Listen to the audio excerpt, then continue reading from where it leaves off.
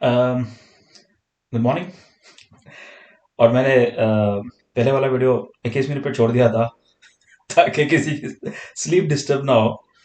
और of course I am joking, मैं ये नहीं चाहता कि आई मीन यू व्लॉगिंग तो एक्सपेक्टेशन यही होता है कि आप लोग सुने आपकी बात, बट हकीकत अलग होती है। और सच बोले तो हम तो गैरी है ही नहीं। वो एक मैंने जोक सुना था कहीं, बढ़िया जोक था। कोई तो एक बंदा रहता है, वो किसी को कोई गिफ्ट देता है, अ, कोई एक वेजिटेबल दे देता है, समझ लो जी। तो वो बोलता है कि किसी ने आपको कद्दू भेजा है, हाँ। तो तो कद्दू भेज देते हैं, तो बोलते तो किसने भेजा था? तो बोला अरे आपके दोस्त ने भेजा है। बोला अच्छा अच्छा, ठीक है कोई बात नहीं। तो वो आता है, हस्बैंड बोलता है अपने वाइफ को, अरे यार ये कद्दू भेजा है, इस कद्दू का सूप बनाओ। तो एक रास्ते पे आदमी चलता रहता है, बोलता है अरे यार इतना बड़ा कद्दू है, तो वो और इसको तो फ्री में मिला है, शायद गलती से गया होगा। तो डोर नॉक करता है, बोलता है अरे आप कौन हो? बोलते हैं, मैं आपके दोस्त का दोस्त हूँ, जो कद्दू भेजा है ना उसके लिए मैं थोड़ा खाने आया हूँ, मतलब आप जो पकाओगे तो। अच्छा आ जाओ। तीसरा आदमी का वो देखता है, अरे ये क्या कर रहा है, ये तो कम्प्लीटली फेक आदमी है। मतलब ठीक है, मानता हूँ कि शायद हो सकता है कि एड्रेस गलत हो गया हो और वो कद्दू इसी को फ्री मिला हो, लेकिन ये तो मेरे साथ खड़ा था। तो ये क्या है? वो बोलता है अरे मैं भी जाता हूँ। तो वो नॉक करते, बोले कौन हो तुम? तो मैं बोलता है आपके दोस्त के दोस्त का दोस्त मैं हूँ। तो अच्छा, अरे अंदर आ जाओ। तो उसकी वाइफ सूप बनाती है। तो पहले वाला जो बनता है, मतलब 15-20 मिनट के बाद तो आ जाते हैं, पहले वाला पीता है, अरे बोलता है एकदम फीका है, इसमें पानी होता है। अरे आपने दोस्त के दोस्त हो ना, इसलिए कद्दू के सूप का सूप बना के दिया।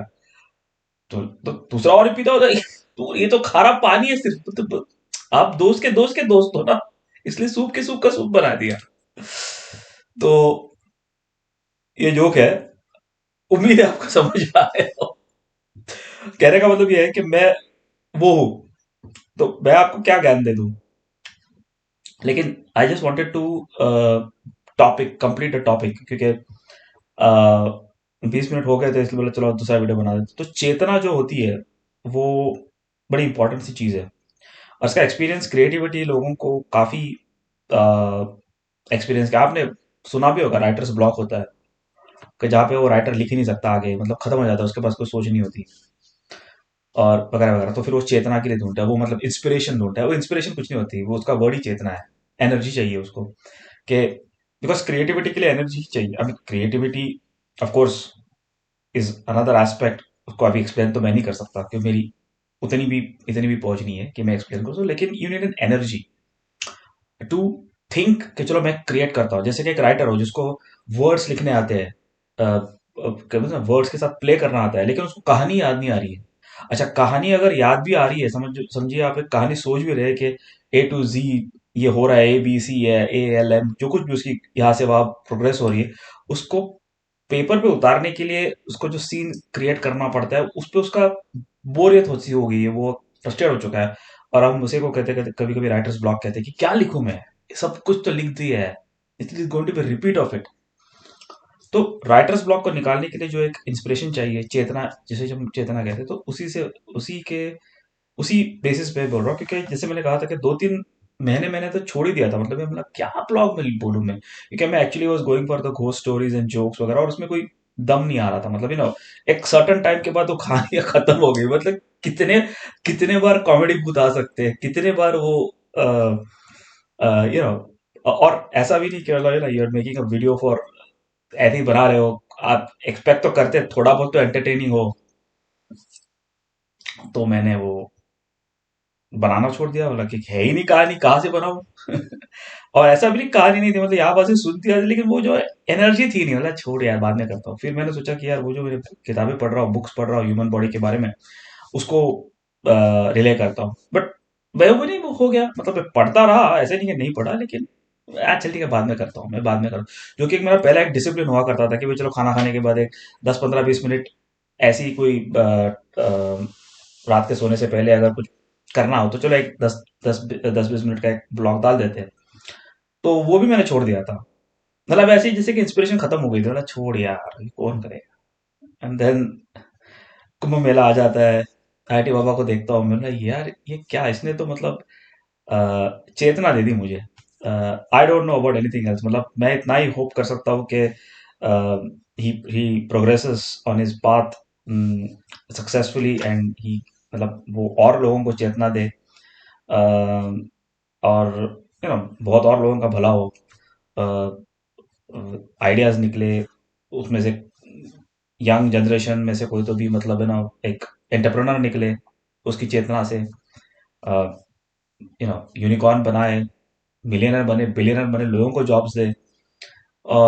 वैसे ही तो होता है, मतलब एक छोटी सी एक आइडिया होती है, उस आइडिया को आप एक्सपांड करते हो, and then that idea can become financially viable. अगर वो फाइनेंशियल वायबल बन जाती है तो you have got an entrepreneur with new unicorn coming in. तो छोटी सी तो आइडिया होती है, वो छोटी सी आइडिया होती है, अरे यार करूँ कि नहीं करूँ। क्योंकि ये एक मैंने देखा है कि यूजुअली जो बहुत इंटेलिजेंट लोग होते हैं, मतलब जिनके पास सही में एक एकदम अच्छी सी आइडिया होती है, उनमें वो बहुत होता है कि यार ये होगा कि नहीं होगा, क्योंकि they are very self doubtful. और मेरे जैसे लोग जिनके पास मतलब करने के लिए हम रेडी रहते हैं, लेकिन आइडिया नहीं होती, कुछ भी आइडिया ट्राई कर लेते हो। तो वो जो बैलेंस जहाँ पे आता है, ये एक सृष्टि का मतलब मेरा मेरा खुद का विजडम एक्सपीरियंस है, सृष्टि का अजीबोगरीब नियम है। मतलब एक जहाँ पे जो बंदा होता है जिसके पास खतरनाक आइडिया होती है, लेकिन उस आइडिया पे उसको कॉन्फिडेंस नहीं होता, बोलता है अरे यार पता नहीं यार ये चलेगी नहीं। और मेरे जैसे बंदे होते हैं जिसमें आइडिया तो नहीं होती, लेकिन अच्छा करके देखते हैं क्या होता है। एंड वैसे वाले मतलब ये एक क्या कह सकते हैं आप, एक ये सृष्टि का खेल है, जो बैलेंस आना चाहिए, जहाँ पे मेरे जैसे लोगों वो ये सोचना चाहिए कि भाई तू शांत रहे, आइडिया का दिमाग पे जरा जरा जोर दे, सोच हो रहा है कि नहीं हो रहा है, उसके बाद कूद। और जो दूसरे वाले होते हैं जो कि काफी बोलते हैं अरे नहीं चलेगी, लेकिन उनको भी वही होता है कि भाई think about the positive sides, think about the negative sides, and then see if there is a financial viability, those kind of things. लेकिन ये टॉपिक तो था नहीं, मैं कह रहा था कि नाइटी वाले बाबा की चेतना का मुझ पे तो पॉजिटिव इफेक्ट हुआ है। मतलब जो एक तरह से मेरा एक काइंड ऑफ लाइक मैं थक गया था, जैसे हम कहते हैं ना बोरियत सी हो गई थी, मतलब छोड़े यार, उसमें से वापस आगे निकल गया मैं। और I am blessed I would say, क्योंकि वैसे तो मैं भी खुद योगा करता हूँ, मैं भी शिव जी की kind of like I worship him, I try to experience Shiv ji, लेकिन मुझे उतना क्या कहते हैं ना, इतना सिद्धि नहीं है, इतनी सिद्ध नहीं हूँ। इतना भी मैं हूँ नहीं। काफी आप कह सकते हो कि बिगनर बिगनर लेवल पे हूँ मैं। इस क्षेत्र में। और जो ही वही सब इंटरनेट वाला जो हम लोग सुनते हैं उसी को करते हैं, लेकिन having said that, I want to, मैं एक आईटी वाले बाबा की जो बात उन्होंने कही, जो मैंने उसका मतलब समझा, उसको मैं आपको एक कहना चाहता हूँ। जब मैं उसका पूरा सारांश तो नहीं निकाल सकता, क्योंकि पूरी बात तो मैंने उसकी सुनी नहीं, लेकिन जो मुझे मुझ में जो चेंज आया, वो है कि कंटिन्यूअस इंप्रूवमेंट। देर इज मतलब जो कोई स्टेज ही नहीं है लाइफ में कि जहां पे आप सोच सकते हो कि ये मेरी इंप्रूवमेंट अब ठीक हो गया, मैं फिट हो गया पूरा, अब ऐश करना चालू करो। और मेरे ख्याल से जयपुर डायलॉग्स में भी कोई तो भी एक एस्ट्रोलॉजर थे, उन्होंने कहा था कि नाम, सॉरी मैं नाम भूल गया, मैं ये नाम का रेफरेंस का तो, लेकिन जयपुर डायलॉग्स पे वो काफी फेमस एस्ट्रोलॉजर है। उन्होंने कहा था कि गुरु जो होता है वो कहता है कि मुझे रात को पार्टी नहीं करनी है, सुबह काम कर रहा है, तो वो ऐसा होता है। और दूसरा कोई ग्रह का आदमी होता है कि चलो भाई वो रात को पार्टी कर लेते, कल का देख लेंगे। तो गुरु is considered to be the biggest planet, मतलब सबसे बड़ा पावरफुल, और जिसे जुपिटर कहते हैं। और कुंभ मेला तो मेरे ख्याल से, if I am not wrong, गुरु का ही है शायद। इफ आई एम, अगर please correct me if I am wrong, Jupiter की जो रिवोल्यूशन 12 साल के बाद जो कुंभ मेला आता है, वो जुपिटर का ही होता है। और आपको सबको पता है साइंटिफिकली जुपिटर तो एक सूर्य बनते बनते रह गया। इफ यू अगर आप जुपिटर का जो कंटेंट पढ़ोगे, हाइड्रोजन का है, तो उसमें हाइड्रोजन कम गिरा, मतलब कम अक्यूमुलेट हुआ, जिसकी वजह से जो क्रिटिकल जो मूवमेंट आता है, जिससे न्यूक्लियर फ्यूजन चालू हो जाता है, जिससे सन बनते हैं, तो जुपिटर नहीं बन पाया, वो बनते बनते रह गया। और अगर बन भी जाता तो ज्यादा कुछ तकलीफ नहीं होती, अर्थ को दूसरा सन नहीं मिलता, because it would have been like a red dwarf.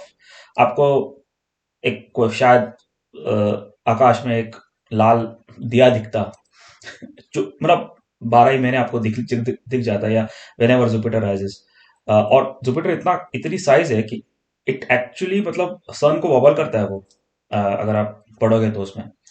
और इसीलिए हमारे इसमें सूर्य के बाद मतलब सूर्य, चंद्र और जुपिटर को हम लोग मानते हैं, बिकॉज ऑल्दो चंद्र काफी छोटा है, वो अर्थ से काफी नजदीक है। तो मेरे हिसाब से Surya, Chandra, Jupiter I think other top, बाद में शनि वगैरह है। और राहु केतु के बारे में तो मैंने कुछ ज्यादा पढ़ा नहीं, but they are actually non celestial bodies. They are मतलब वो फिजिकल बॉडीज में नहीं है राहु केतु। अगर आप उस ज्योतिष के हिसाब से करोगे तो they are intersection of the points. मतलब आप यकीन नहीं मानोगे कि हमारा साइंस कहा गया है, ये सोच ही नहीं सकते मतलब। नासा ये बात को सोच ही नहीं सकता। और अगर ये मैंने बहुत टाइम पहले पढ़ा था, तो please correct me if I am not right. But सुनने वाले भी जाके चेक करें कि राहु केतु एक्चुअली क्या है। वो प्लैनेट्स नहीं है, वो इंटरसेक्शन ऑफ वेरियस पॉइंट्स है वो। बट अगर ऐसा है भी, अगर है नहीं नहीं वट एवर है भी, तो सोचो कि हमारा नॉलेज क्या चीज थी कि हमने ग्रेविटेशनल पुल्स के पॉइंट आइडेंटिफाई किए कि यहाँ पे अगर 4-5 प्लैनेट मिल रहे हैं, मतलब यहाँ पे कुछ तो पावर है, कुछ तो हो रहा है। आई मीन अगर आप आज की तारीख में देखोगे कि ग्रेविटी और वो सब बात कर रहे हैं कि टाइम इज द ये रिलेटिव, क्योंकि टाइम हर जगह सेम नहीं होता। देखो ग्रेविटी इज द कांस्टेंट। मैंने कहा कहाँ सुना था पता नहीं मुझे, कोई तो थियरी मार रहा था, I don't not remember exactly. क्योंकि यू नो टाइम कांस्टेंट है नहीं, क्योंकि आप अगर आप अर्थ पे रहोगे तो इंटरस्टेलर मूवी में भी वही है ना कि he goes near the black hole, वहां पे टाइम ज्यादा फास्ट फिर घूमता है। यहाँ पे तो टाइम कैनॉट, अगर अगर एक चीज कांस्टेंट नहीं है तो टाइम कांस्टेंट नहीं है ना। टाइम शुड, अगर टाइम कांस्टेंट है तो it should be constant. That is different कि वो लीनियर मूवमेंट पे है, मतलब एक डायरेक्शन में जा रहा है, बट कांस्टेंट तो नहीं है ना वो। लेकिन इस पे मैं अगेन डिबेट नहीं करूंगा, ये आपको सबको पढ़ना है। I am just introducing to the topics which I have red.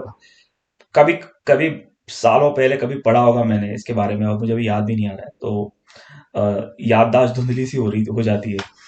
तो इंट्रोडक्शन दे रहा हूं मैं, ताकि आप जाके खुद पढ़े उसके बारे में। और ये जो पढ़ने की चेतना है, साइंस जिसे कहते हैं, विज्ञान, अगेन कहा तो बहुत लोगों ने है, लेकिन रिसेंटली आईटी वाले बाबा ने कहा और मैं भी इंस्पायर्ड हो गया कि बोला हाँ यार, अध्यात्म और साइंस का जो एक मिलन है उसको हमें समझना चाहिए, वरना हमको पता कैसे चलेगा कि क्या कर रहे हैं हम लोग, और इसी scientific modern how how to make the life easy. Because at the end of the day देखो, हम लोग सब चाहते हैं कि बड़े मजे से जिंदगी गुजरे। लेकिन सबको पता है कि आई मीन मैं ऐसा समझता हूँ कि जो बंदा बिजनेस कर रहा हो या जॉब कर रहा हो, लेकिन अगर समझ लीजिए शाम का वो चाय, मेरे हिसाब से शाम की चाय अगर वो घर पे बैठ के समोसे या कुछ भी कचौरी वगैरह पकौड़ा वगैरह लेके, शाम की चाय अगर वो ढलते हुए सूरज में अगर घर पे खा सकता है, या समझ लीजिए वरांडा में बैठ के हवा खाते, या टेरेस पे जाके या गार्डन में बैठ के अगर चाय पी सकता है बंदा, वो according to me that is the luckiest person in the world, right. क्योंकि मैं कहता हूँ कि गारंटेड बोल रहा हूँ कि बहुत सारे लोग या तो 6 बजे शाम जब ढलती है भारत में, तो घर पे जा रहे होते हैं, ट्रैफिक जैम में अटके हुए हैं, या कहीं इधर रश में अटके हुए हैं, या तो फिर ऑफिस में बैठ के काम कर रहे हैं इवनिंग टाइम में। तो मेरे हिसाब से तो वही आई थिंक ये 10 विधानिया मूवी में पारेख को था वो, पता नहीं एक्टर, आई सॉरी यार again I forget the name. लेकिन 10 विधानिया में ये डायलॉग है, वो भेजा फ्राई वाला एक्टर है उसमें, यार यार नाम विनय पाठक, मेरे ख्याल से Vinay Pathak, yes yes yes. He says ना कि जो कैरेक्टर का डायलॉग है कि यार मैंने सन फेसिंग बालकनी ली थी, ज्यादा पैसे भरे थे, लेकिन कभी सनसेट देखने ही नहीं मिला क्योंकि मैं ऑफिस में काम कर रहा था। इट्स मतलब लाइफ की डेफिनेशन क्या है ना, यही से मालूम पड़ती है कि हम लोग रियल लाइफ को एक्सपीरियंस करने में कितने दूर जा चुके हैं। है ही नहीं, मतलब सबको पता ही नहीं है कि क्या हो रहा है। और मेरा ही नहीं है, आई मीन सबका नहीं होता, बिकॉज जैसे मैंने कहा था कि ऐसे भी कुछ लोग होके जो शाम को जाके मस्त पे की रोज चाय वाय पीते होंगे घर पे जाके, कचौरी वगैरह पकड़ वगैरह सब खा के फिर से get up and go and do your work. मतलब जो मील टाइम्स होते हैं, जैसे सुबह के चाय नाश्ता फैमिली के साथ, लंच। खैर लंच तो पॉसिबल ही नहीं है because everybody is at school and office. लेकिन अगर सुबह का चाय, शाम की चाय और रात का खाना अगर आप फैमिली के साथ खा सकते हो, तो मैं कहता हूँ कि you are among the very lucky people. Okay, very lucky people मेरे मेरे हिसाब से, क्योंकि गृहस्थ आश्रम में उससे उससे ज्यादा तो लकी आप बन नहीं सकते। लंच मिल, हाँ वो हो सकता है कि जो लंच भी करता हूँ फैमिली के साथ, तो फिर तो मजे ही मजे है। यू नो, तो वो एक अलग है। तो कहने का मतलब ऐसा था कि the reason I am wanted to, ये भी मुझे वीडियो करना था, ऐड करना था, वो 20 मिनट के स्लॉट में घुसाना था कि by my understanding of him is कि आपको सदैव कर्म करना पड़ेगा, क्योंकि कंप्लीटनेस तो कुछ नहीं होता, 100% तो कोई नहीं होता। अगर आप 100% नहीं हो सकते तो 100% की तरफ जा सकते हो, एंड 100% की तरफ जाने के लिए आपको कोशिश करनी पड़ेगी। और कोशिश कुछ भी हो सकती है। अ, आप अपने तरफ से एंटरटेन कर लो अपने अपने आप को, एक सर्टन टाइम पे जाके बोलो चलो ठीक है, हम ये यहाँ से हम एंटरटेनमेंट ये ले लेते, and then I will study this, get this degree. I mean depends कि इवन ड्यूरिंग गृहस्थ आश्रम आप कह सकते हो कि चलो मैं एक्स्ट्रा एजुकेशन लेता हूँ, एक्स्ट्रा डिग्री लेता हूँ कि जिसकी वजह से मेरी प्रमोशन हो सकती है या अपॉर्चुनिटीज मिल सकते हैं। लेकिन क्योंकि सबसे इंपॉर्टेंट बात यह है कि आप अगर गवर्नमेंट जॉब्स को छोड़ दोगे तो प्राइवेट कंसर्न्स में मेरे ख्याल से अभी आजकल रिटायरमेंट का एज मुझे पता नहीं है, लेकिन वेरिएबल है। लेकिन हकीकत यह है कि ये जनरेशन शायद रिटायर नहीं हो पाएगी, अ, क्योंकि रिक्वायरमेंट्स खत्म हो रही है, मतलब सॉरी खत्म, रिक्वायरमेंट्स खत्म नहीं हो रही है। हो क्या रहा है कि लोगों की शादियां लेट हो रही है, विच इज फाइन। बच्चे लेट हो रहे हैं, फाइन। वो बड़े हो रहे हैं, वो भी लेट तो होंगे। फिर उनकी एजुकेशन, उनको सेटल करना, और तब तक तो आप पहुंच जाएंगे। मतलब अगर 25 साल में अगर आपके बच्चे होते तो 50 साल में वो 25 साल के होकर सेटल हो जाएंगे। अगर आपकी खुद की शादी 35 ईयर्स में हो रही है तो 25 ईयर्स आप ऐड कर दो, आप गए। तो रिटायरमेंट के तो बाहर आ गए आप, सो कॉल्ड रिटायरमेंट एज। तो कैन यू रिटायर? और लोग कहते हैं कि मैं ये सब करके छोड़ के रिटायर हो जाऊंगा, कुछ नहीं होता। अच्छा, क्यों नहीं रिटायर हो सकते आप? आपको सिंपल सी बात बताओ, मनी अपार्ट, पैसा तो छोड़ दीजिए, मतलब समझो किसी को मिल गया पैसा बहुत, उसके हिसाब से, उसके लाइफस्टाइल के हिसाब से करोगे क्या आप दिन भर? समझ लो घर पे आ गए हो, क्या क्या करोगे? आप पागल हो जाओगे, 6 महीने में आप बोर हो जाओगे क्या? You have to do something. या तो फिर लोग बाइक लेके निकलो, बाइक वॉक के लिए, या साइकिल लेके निकलो, साइकिल साइकिल वॉक के लिए, या अध्यात्म में घुसो। और अध्यात्म में घुसना क्या इतना आसान है? मतलब मेडिटेशन जैसी चीज तो इम्पॉसिबल है। मतलब मेरे जैसा इंसान तो मैं गारंटी मारता हूँ, 5 साल से मैं योगा कर रहा हूँ, मेडिटेशन मुझसे नहीं होता। I don't know how others are able to do it, but I can not do it. क्योंकि मेडिटेशन में 1 मिनट भी अगर मेरा कुछ शांत रहा ना दिमाग, तो मैं खुश हो जाऊंगा। अरे यार 1 मिनट 2 मिनट, अरे यार ये तो 2 मिनट रहा। मैंने देखा, ये है एक्सपीरियंस मेरा, ये है कि जैसे ही मैं योगा करने जाता हूँ, 100 चीजें याद आती है। अरे यार ये रह गया, अरे यार वो रह गया, अरे यार इसने ये फोन नहीं किया। कई बार तो ऐसा हुआ है कि योगा करते करते खुद को रोका है, अरे व्हाट्सएप किया, अरे हाँ ये दे दे, मेल किया है, क्योंकि ऐसी चीजें याद आई है जो कि मैं कंप्लीटली भूल गया था, इंपॉर्टेंट चीजें। तो आई सी योगा इज, अरे यार, जहां पे ब्रेन शांत होता है और वो याद करवाता है तुम्हें, अरे तुम ये भूल गए थे, इसको करो। तो आई डोंट नो ये कौन सा फेज है मेडिटेशन का, लेकिन मैं मेडिटेशन नहीं कर पाता, बिल्कुल नहीं। दिमाग में हजारों चीजें आ जाती है। मतलब अच्छी बात तो ये है कि मैंने हमेशा जब योगा में गया तो मुझे पेन पॉइंट्स मुझे याद आ गया, अरे यार ये पेन पॉइंट है, अरे यार वो पेन पॉइंट है। तो मेरा ये प्रॉब्लम है। तो अगेन मैं वही कहूंगा कि मेडिटेशन को एंट्री मारना या स्पिरिचुअलिज्म में जाना इतना आसान नहीं है वो, जितना दिखता है। 1-2 दिन के लिए आप कर सकते हो, but life time after that, मतलब थॉट प्रोसेस ये है ना, आज के बाद कल नहीं होगा। आज आपको, या यू फाइंड आज इंटरेस्टिंग या बोरिंग या what ever, because you have hope of tomorrow, कल कुछ और होने वाला है, इसलिए आप चलो कुछ तो हो जाएगा। लेकिन आप समझो आज के बाद कल होने नहीं वाला है, आज खत्म ही नहीं होने वाला है, तो खत्म हो गया, आप नहीं कर सकते हो। अगर मैं किसी और का नहीं बोलता हूँ, मेरे बारे में बोल रहा हूँ, मेरे जैसे लोग। Again again I have to correct myself there कि किसी और को पॉसिबल हो सकता है, आई डोंट नो, मुझे तो पॉसिबल नहीं है कि रिटायर भी हो जाऊं तो फिर रिटायर करूँ क्या, मतलब क्वेश्चन वही रहेगा। और ऐसे में गलत आदतें बहुत जल्दी पड़ सकती है। ऑब्वियसली अगर घर पे बैठा हो, पैसे है, क्या करो, चलो यार आज एक मार लेते, फिर यहाँ से यहाँ भी हो सकता है ना वो। there's no end to it, और then what happens, basically wasting your life, quality of life different होगी। अगर आप पे कोई डिपेंडेंसी है तो बोलेंगे अरे क्या बंदा था यार, बेवकूफ बंदा था, रिटायर हो गया, ऐसा ऐसा किया फिर। तो and more than that, you cannot just go, because वो टाइम रहा नहीं कि आज हम वाम प्रस्ताशन कर सकते हैं, वन प्रस्ताशन कर सकते हैं, वो टाइम नहीं रहा है, टाइम हैज चेंज। तो जो आश्रम है वो चेंज, वो गलत नहीं है, वो सही है। वो कह रहे हैं आपको कि शांत हो जाओ भाई।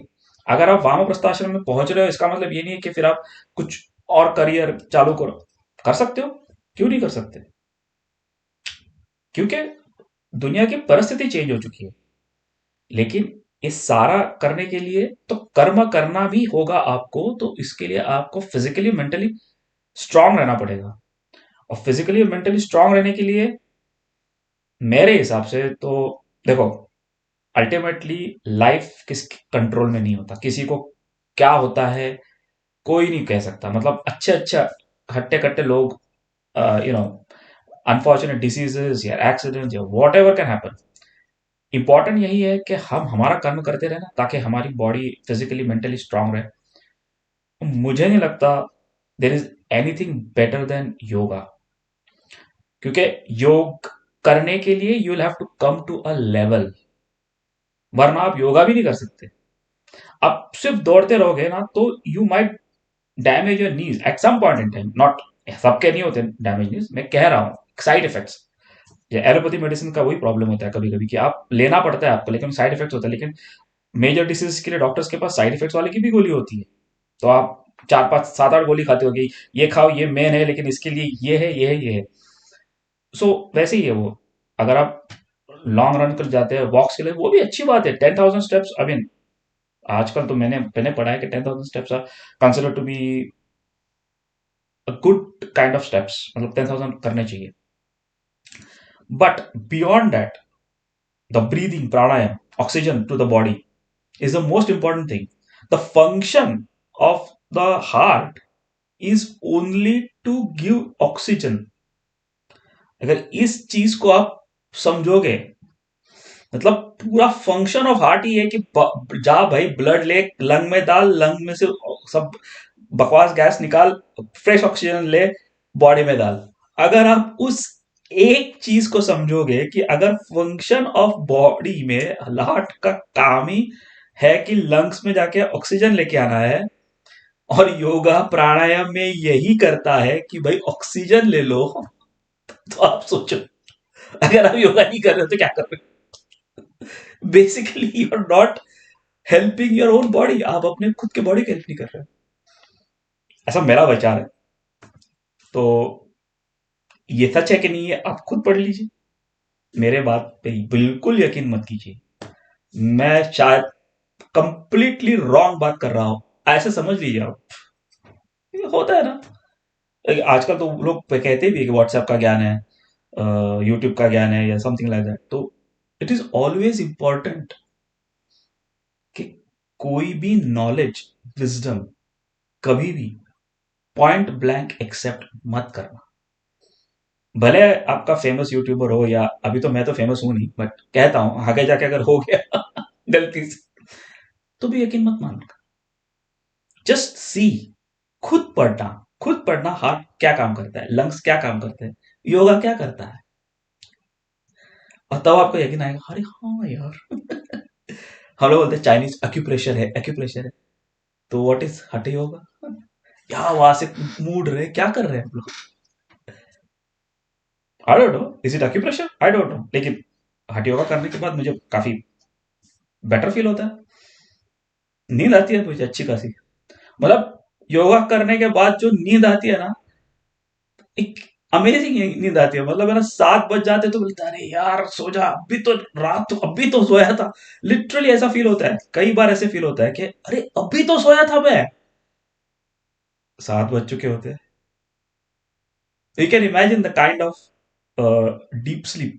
Sometimes again, not every time, ऐसा हमेशा नहीं होता, बट बहुत बार होता है। मतलब अगर मस्त पे एक अच्छे सा योगा का सेशन हो गया ना रात को, शाम को, मतलब बेसिकली नॉट रात को, शाम को अगर हो गया, बट सुबह भी कर सकते हो, ऐसा कुछ नहीं है, बट शाम को मेरे लिए बेटर पड़ता है, मेरा टाइमिंग के हिसाब से, तो मैं शाम को करता हूँ। लेकिन शाम को करने के बाद जो उसके बाद जो नींद आती है ना, 7 बजे अलार्म बजता है ना, या आँख खुलती है ना, इतना गुस्सा आता है, अरे क्या यार, अभी तो सोया था मैं। Anyway, on that note, once again, thank you very much for the Chetana given by Ideally Baba. I hope and wish again, once again, उनका प्रोग्रेस बहुत अच्छा हो, वो देश को या देश के लोगों को और चेतना दे दे। मुझे तो चेतना मिल गई भाई। I have restarted my blogging and given me more extra energy, kind of like, to do that. And I also accept the fact that uh, जो ज्ञान होता है उसका कोई अंत नहीं होता। मतलब ज्ञान लेना स्टॉप करना ही नहीं चाहिए, और अगर नहीं हो रहा है तो फिर कुछ गलत हो रहा है, तो या पढ़ते जाइए आप, कोई भी चीज, मतलब it can be anything. It doesn't have to be a commercial venture कि मैं ये पढ़ने का ये करूंगा वो करूंगा, नहीं, ऐसा नहीं।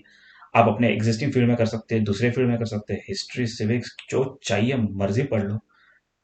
लेकिन ज्ञान बढ़ाते रहना चाहिए। साइंस पढ़ोगे तो बहुत अच्छा है। अध्यात्म के, साइंस टू अध्यात्म ट्रांसलेशन अगर कर सकते हो और खुद अपना रिसर्च कर सकते हो, अपने फैमिली मेंबर्स को बता सकते हो, तो उनका उद्धार होगा। अगर आप खुद इस पे बुक लिखोगे तो समाज का उद्धार होगा। और अगर खुद की तबीयत और हेल्थ मेंटेन रखोगे तो पैसे बचेंगे, डॉक्टर के पास नहीं आना पड़ेगा आपको। यू नो एंड सबसे इम्पोर्टेंट बात है, देखो, डॉक्टर के पास जाना नहीं है। किसी की पीड़ा जो होती है, उसका दर्द जो होता है ना, वो अननेसेसरी होता है। मतलब अगर किसी को फ्रोजन शोल्डर होता है, किसी का ये होता है मसल पेन होता है, मुझे बहुत होता था पहले, इंजरीज बहुत होती थी स्पोर्ट्स में। तो मैं होता है, क्या हो रहा है यार, ये क्या हो रहा है। जब से योगा करना चालू किया, यू वोंट बिलीव, मुझे जो साल में 2 बार ऐसी ऐसी सर्दी होती थी, मतलब कोल्ड वगैरह होता था, इतनी तकलीफ होती थी, सर दुखता था एवरी डे ऑलमोस्ट में।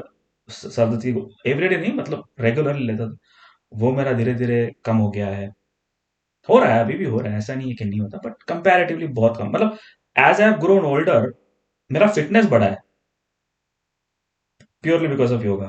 तो मैं समझ में नहीं पा रहा हूँ, मतलब कि अगर ये मैंने बचपन से किया होता तो मेरे बॉडी में क्या फर्क पड़ता, हाउ आई वुड बी, या मेरे कर्म बदल जाते, पॉसिबल है।